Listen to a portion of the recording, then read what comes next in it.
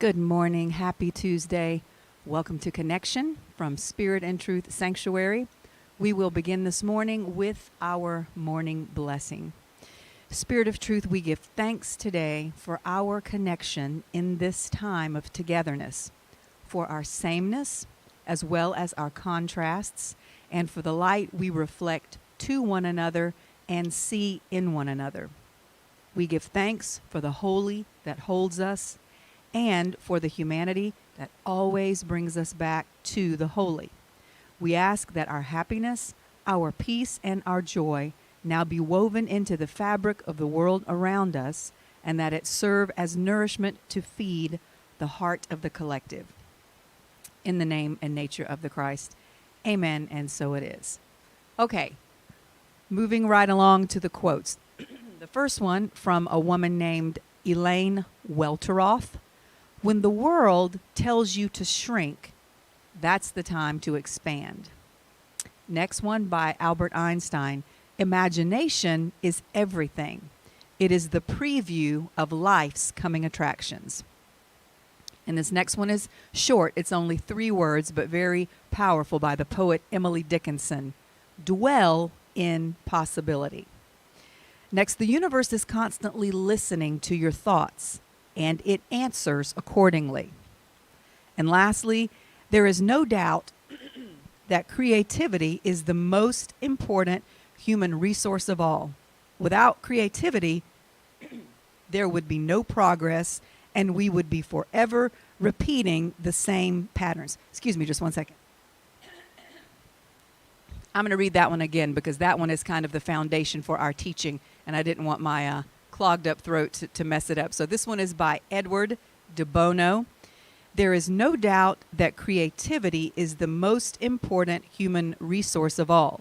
Without creativity, there would be no progress, and we would forever be repeating the same patterns. Okay, so yes, indeed, it seems that the world has just been repeating the same patterns over and over. There's a time of relative peace, and then conflicts start to heighten to the point where war eventually breaks out somewhere. Then peace again, and then build up, and eventually war again. There's financial stability and growth for a time. Then inevitably the group at the top gets greedier and greedier until the system collapses, the bubble bursts, and we experience economic recession or depression, and then we start the cycle all over again. Another cycle that we seem to be on, one group of people who have been marginalized and oppressed fight for and gain their freedom, and they get a little bit of power, and then in a little while they turn right around and oppress and exclude and marginalize a different group of people, seemingly forgetting how it felt when they were the ones who were oppressed and excluded. Benny is bringing me some water. Thank you very much. 1 second.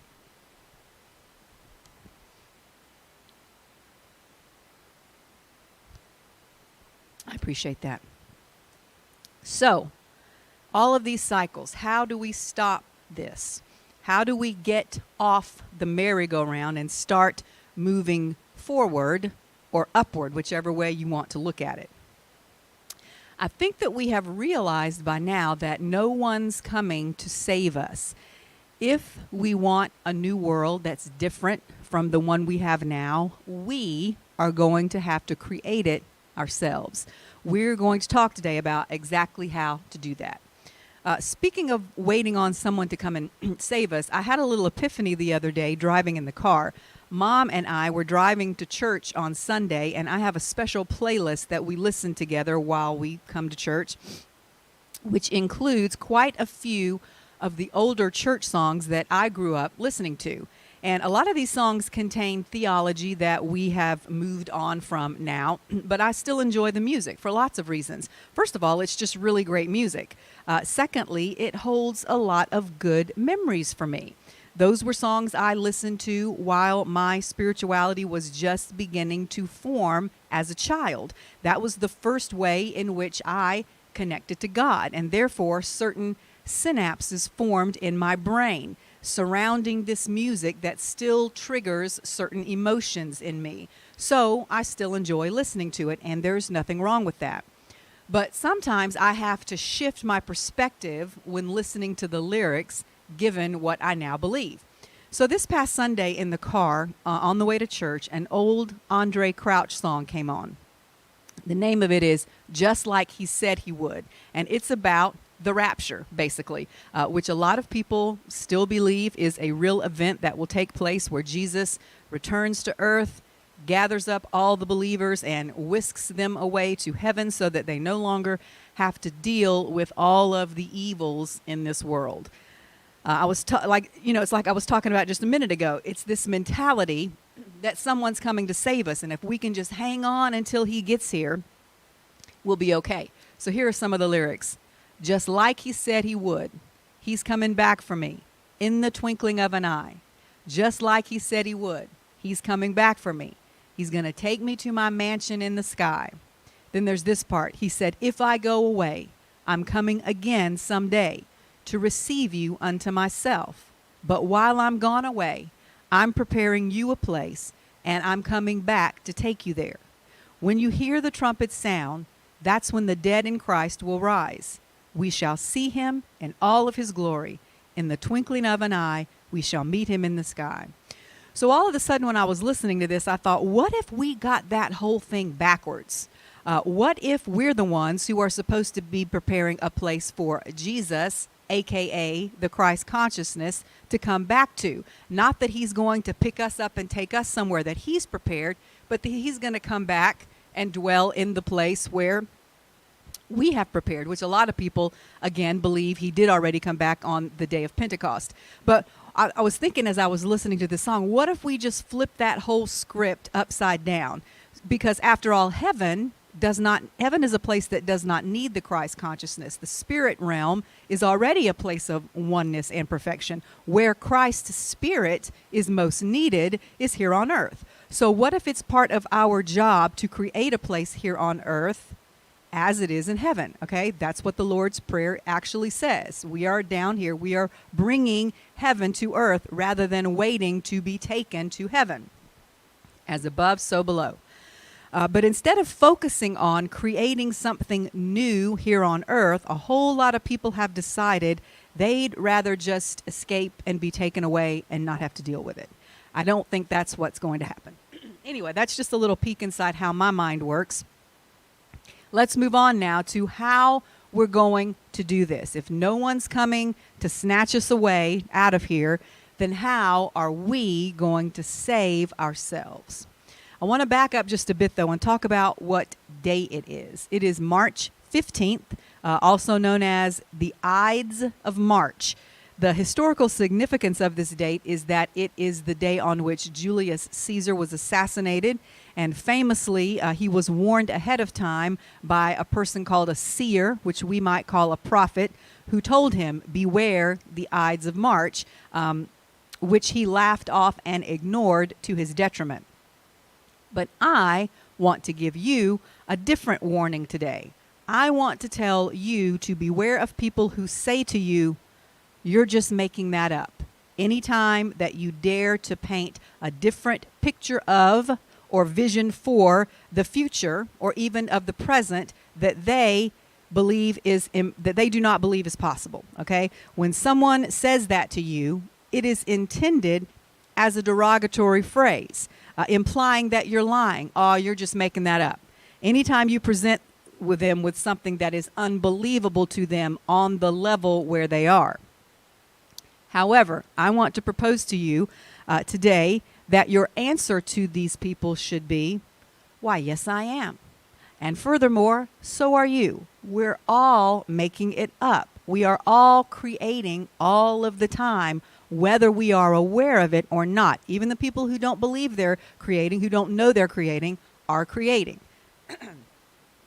The things that are going on out in the world right now are a creation of all of our combined thoughts and actions as a collective. So if we want to see the outward manifestation change, we've got to change what's going on in our imagination, because that is where manifestation comes from. As above, so below. As within, so without. We bring whatever is in our imagination into manifestation. The world today seems to be moving from one crisis to another, and there seems to be less and less downtime or space between these various crises for us to catch our breath. And because of this, those people who haven't figured out how to create their own reality, or who don't even yet realize they have the ability to create or change the collective reality through their individual contribution to it, they're having a pretty rough time right now. The world seems to be in a state of chaos, but that's not necessarily a negative thing. Here's a little different perspective of it from our friend Andrew Martin. He says, chaos is a sign of creation. Chaos is the bridge between the ending and the new beginning. Chaos is the return to pure potential, what we talk about as the void. Here's how it works. You set your intention for something, you pour your energy into it, and your intention creates the structure or the scaffolding that surrounds the energy of whatever it is you want to create and holds it in place. So when you see chaos in your life, on the planet, around you, that's just a sign that the scaffolding is now being dismantled and taken apart because the new creation is ready to stand on its own. But when anything gets broken open, it releases energy.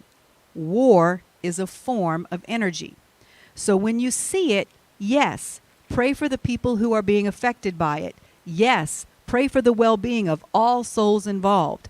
Yes, pray that everyone is healed and healthy and well and gets what they need to continue to thrive in their life. But also understand that chaos is for the greater good sometimes. It is proof that old things and systems are ending and new ones are being built. And the energy that's generated by chaos gives each and every one of us something to tap into and ask ourselves, okay, what am I going to do with this energy? How am I going to direct it? Because the truth is, we don't create energy. Science even tells us this. Matter and energy are neither created or destroyed. All we do is to direct it or transform it from one form to another. It's our job to connect with the energy of chaos and direct it into a new form, the form of our intention. That's what we're actually doing when we say we're creating. Now, time out here. I want to stop and connect this to what we know now about the creation story in the book of Genesis in the Bible. My brother has taught us before that the actual meaning of the Greek word that was used to mean to create actually means to reform, reshape, clear out space, or in other words, transmute from one form into another. The energy was already there, even though it was, as the Bible describes it, formless. The Bible specifically says it was without form and void, but it was there. It existed. God reshaped it into something else, into something new. And that's what we have the power to do as well. Back to Andrew now. He says, that's what we're doing when we manifest. We're just moving energy from one place to another and putting it into a new form, one step of which is chaos. So when you see things coming apart and breaking down, bless the structure that was. Thank it for being what it was. Bless its ending. Bless the energy returning to its formless state, and then bless its beginning in its new form. Bless it all. Now, that is a very different perspective on war and how to approach it emotionally, isn't it? Normally, all we do is pick one side or the other. And we say, this side is good, the good guys, and this side over here are the bad guys.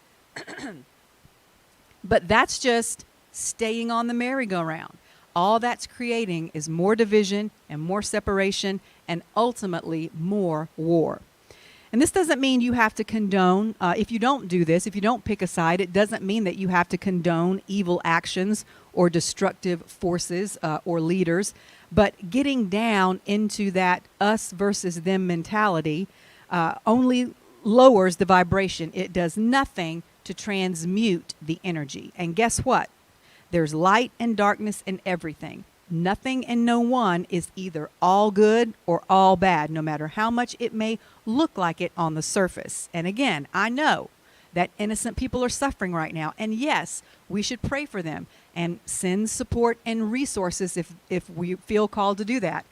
And we should pray for their safety and well-being. And while at the same time, though, understanding that in order for new structures to be put in place, the old ones have to be torn down first. And as the old saying goes, you cannot make an omelet without breaking some eggs.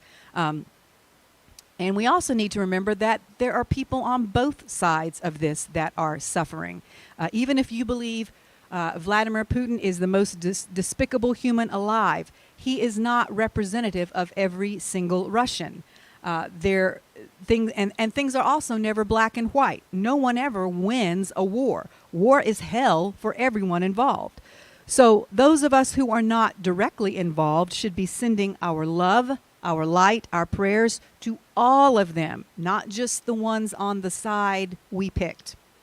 If we really want to see war end, then we've got to get off the merry-go-round and stop repeating these old patterns. We've got to do something different than what we've done before. So what is our part? How can we help? Well, we can use our ability to divinely create to contribute something new and different to the collective consciousness. How do we do this? We begin to imagine something new. We start creating that scaffolding around the energy so that something new can begin to be built. How? Well, the Bible says that unless you become like a little child, you can't enter into the kingdom of heaven. Why does it say that? Because children still believe anything and everything is possible. Children have ultimate faith that things can change. Perhaps we need to return to our childlike faith in times like these. So let's go back for a minute now to Andrew Martin. The zero state, he says, is like a child who doesn't know anything. He has no experience yet. He has no history of failure or success. So he has no idea what he is capable of. The flip side of which is that he also has no idea of his limitations. He has no concept of not being capable of doing whatever he wants to accomplish. Therefore, he is capable of anything. There is no voice inside telling him, remember when you tried that before and it fell apart? Remember the last time you opened your heart and you got hurt? So when you are in the zero state, we are like that child. When we are in that zero state, we are like that child, and we see everything in its pure potential form. We believe anything is possible. And that's where we need to be in order to create something new. Let's move from Andrew Martin now to my brother. We're going to talk about a paradox, one of those upside down kingdom things. He was preaching a sermon not too very long ago about how we create. And he brought into it the evolutionary aspects of our brains. Let me share with you what he said. He said, we know that we create our life with our thoughts, and that there are only two levels of consciousness we ever create those thoughts from, fear or love. When we are creating from fear, that is our reptilian brain at work. Now, I'm not going to spend the time today to go into what our reptilian brain is. I've taught about it before, but basically it is our ancient, millions of years ago developed brain that is only concerned with our survival. So he says creating from fear is our reptilian brain at work, but it takes us using our higher brain functions to be able to do what Jesus desired when he said, let your kingdom come, let my kingdom come, or our model is, let your kingdom come on earth as it is in heaven. Said another way, let it come in manifestation as it is in our imagination. And that's the key. Creating from love involves using your higher brain function of imagination. And the paradox of that is that getting to that higher brain function involves becoming like a child, going back to that zero state where we believe the new is possible. So it's not the wisdom of great intellectuals who know how to strategize and play war games that we need right now, but it's the wisdom of a child who has the childlike faith to believe we can create a new world. I want to turn now to a talk by a woman named Jumana Sophia, and she's talking here about the process of alchemy, which we've talked about before. And our topic today is mainly centered around the war that's going on in our world because it's what's right in our face. But really, there are so many smaller wars and battles going on everywhere all the time to a lesser degree. And this concept I'm talking about now, our ability to create a new world and a new reality, is bigger than just this one specific war. It's about a whole new perspective of life and how we go about creating it, which we will get to shortly. But first, as Andrew Martin was talking about earlier, the old must be destroyed and dismantled, and that is going to involve a period of chaos. This woman talks about this process as well in the context of the Black Lives Matter protests that have been ongoing for several years.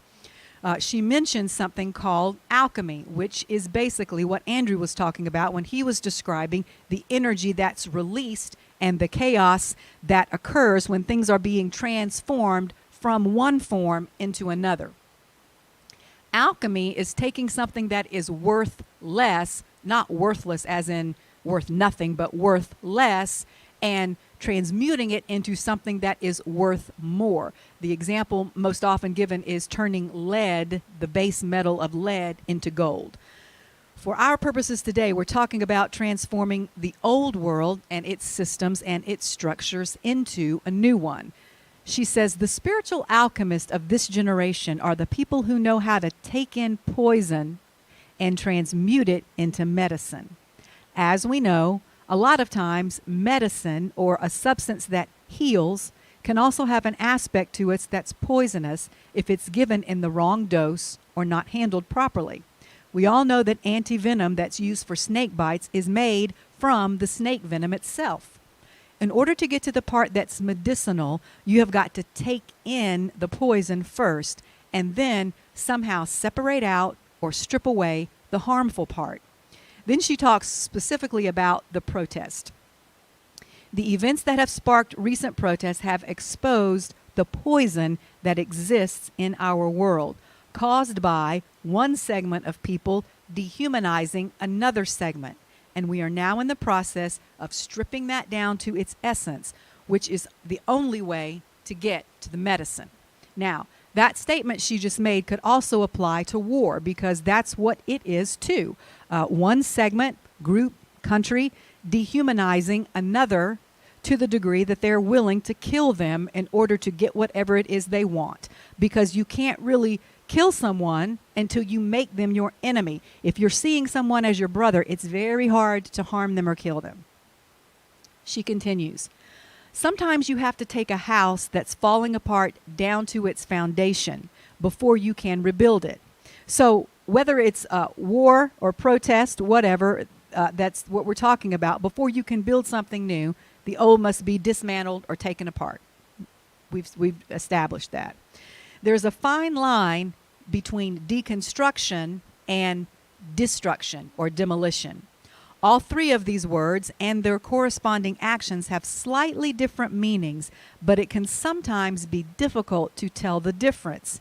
When you're deconstructing something, you could also use the word here, dismantle, like the example she gives of a house. If you're taking it down for the purpose of rebuilding it back better and stronger, sometimes that process often looks a lot like destruction for destruction's sake, especially to the people that are just passing by who don't really know what's going on.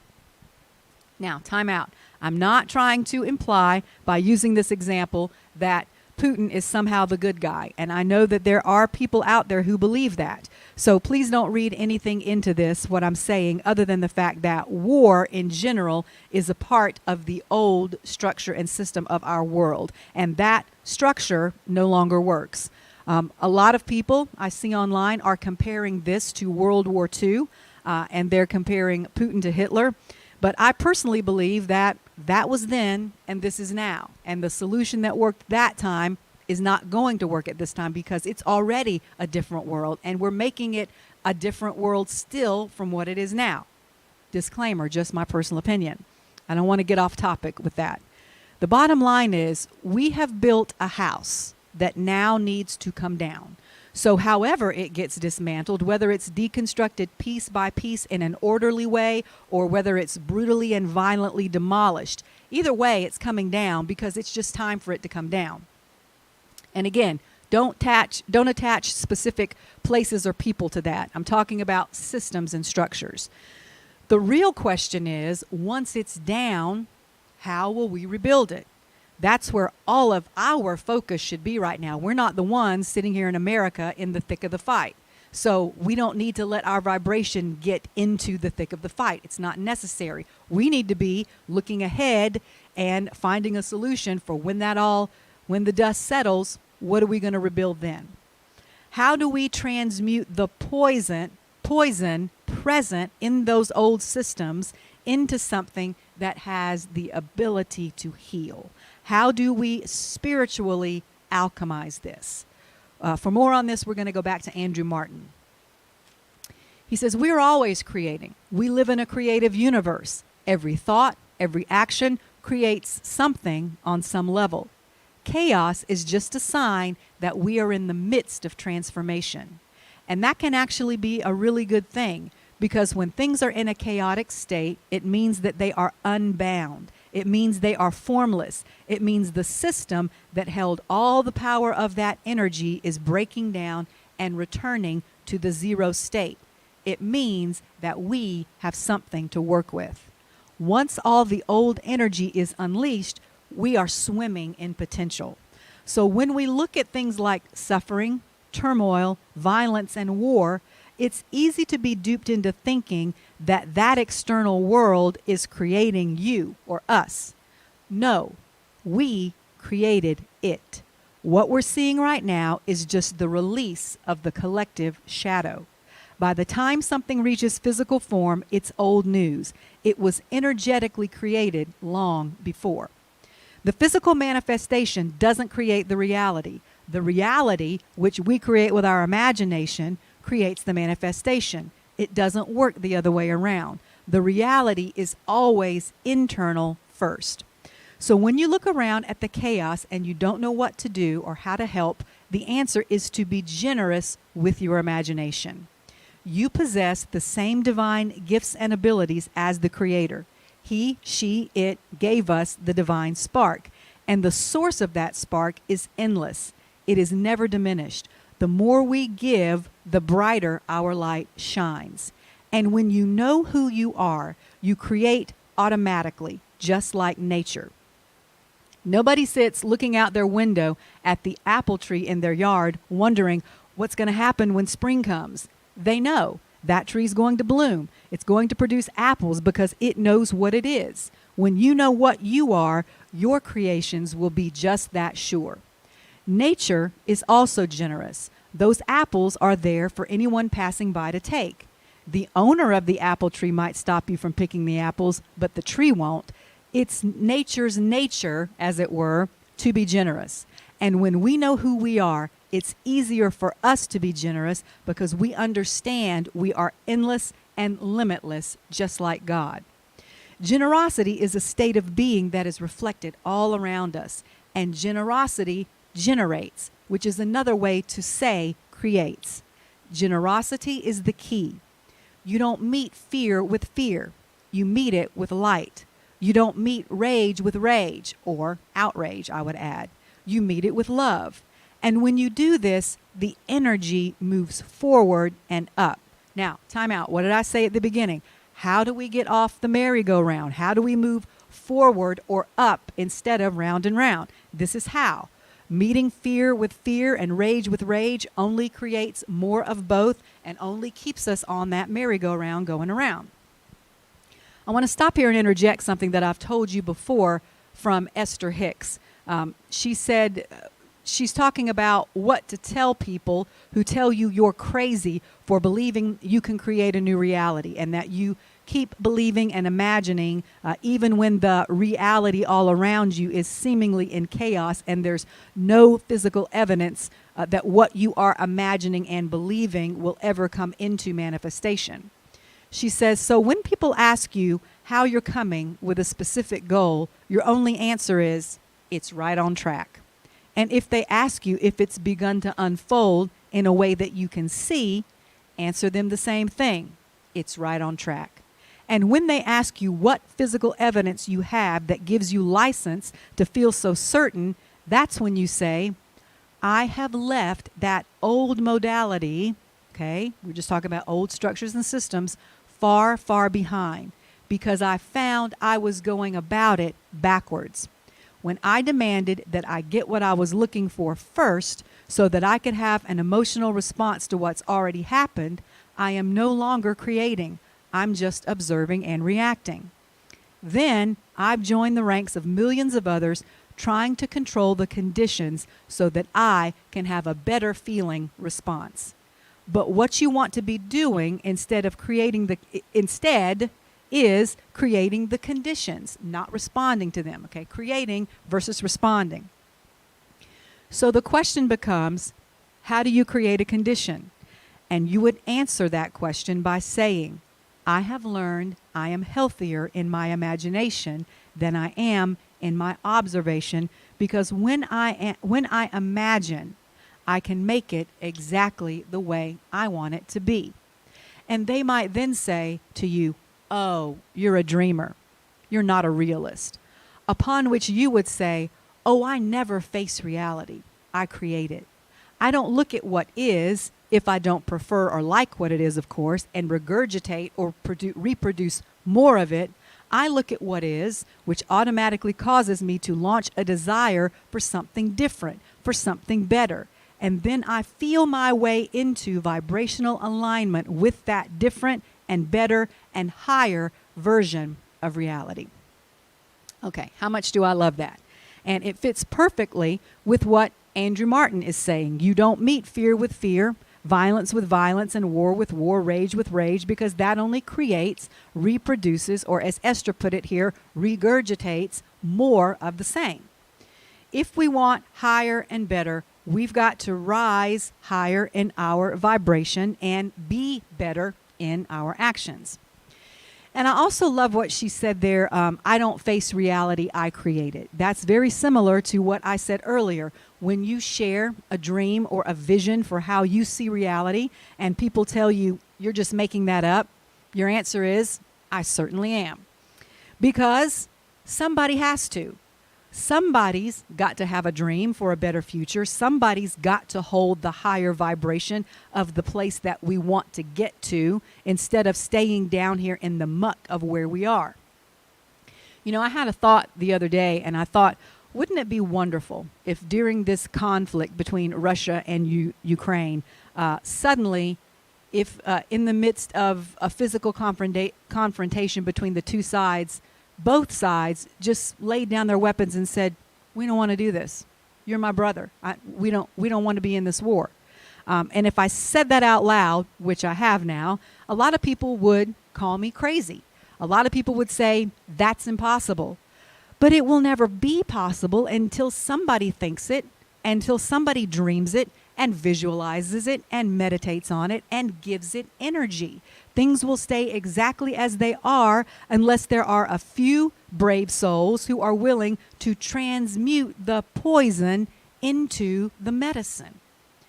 What would have happened to the woman with the issue of blood if she had never said in her heart, if I can just touch the hem of his garment, I will be made whole? What if she had said that out loud and someone around her had said, you're crazy, that's never going to happen, that's impossible, and she had believed them? She would never have been healed. So how do we become those souls who are willing to believe the new creation, the new world into existence? Once more, I'm going to go back to Andrew Martin. What are you generating? What are you creating with your field, which is a combination of your thoughts, your actions, and where you focus your attention? Are you focusing needlessly on sources of information that are negative and dark? Are you doom scrolling on the internet looking for things that validate your worry and anxiety about the chaos that you're seeing? Or are you being generous by creating good with your thoughts? Are you generating a better world? Are you expecting more? Are you requiring higher from yourself and from others? Generosity says when you are met with a lack of compassion, be the compassion that is lacking. When you are in an environment where there is no light, shine yours.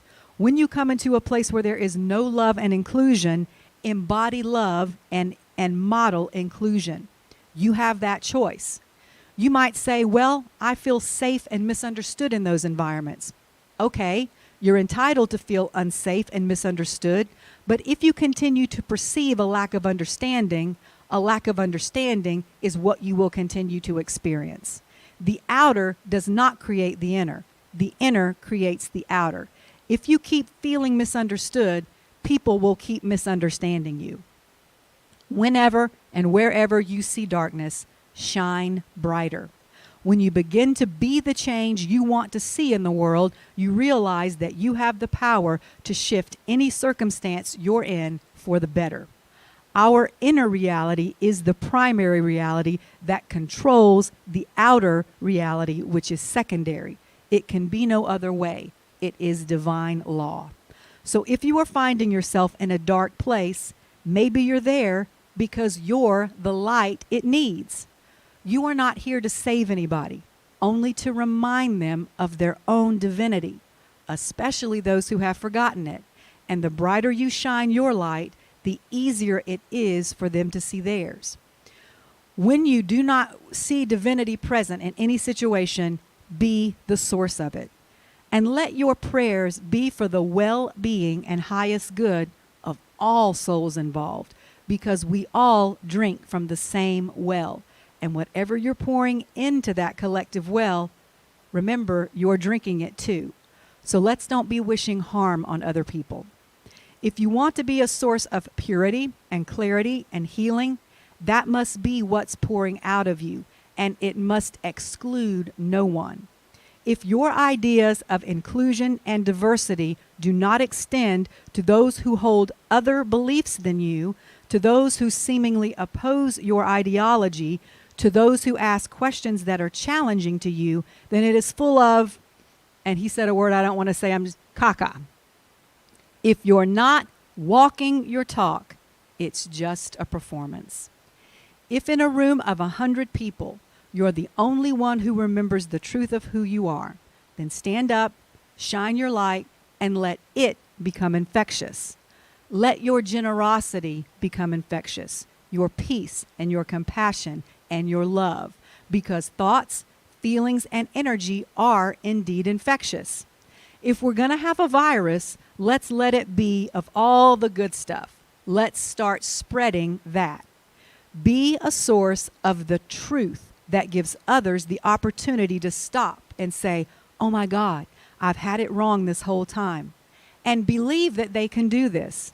Be generous with your ability to allow room for redemption. Wow. So what he's talking about here isn't easy stuff. But what Jesus did wasn't easy either. And speaking of that, that's exactly what Jesus did. If we want to see him as our role model, that's what he did. Jesus didn't judge anybody. He just allowed his light to shine so brightly that others were drawn to it.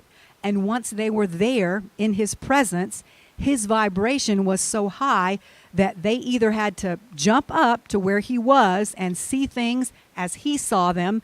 They had to adopt his vision for a brighter and better world and way of living, or they had to leave. His light was too bright to stay in and remain in a low vibration. So, wrapping up today, nobody ever said creating a new world, helping to birth the new earth, was going to be easy. But as I said before, somebody's got to do it. Somebody's got to be willing to do what it takes to jump off the merry-go-round. The word new means it's never been done before. It has never been seen before. So once again, I will say to you, When people hear you talk about a new world and a new way of being that they think is impossible, and their response is, "You're just making that up," say, "I sure am. Why don't you join me?" Amen? Amen. Please join us tomorrow night at 6:30 for our continuing Wednesday night series, The Gift of Imperfections. Imperfection. I always say that wrong. I think it's the gifts, plural, of imperfection, singular. I'll get it eventually. And then we will also see you on Sunday. Until then, be at peace. I love you. Goodbye. Have a great week.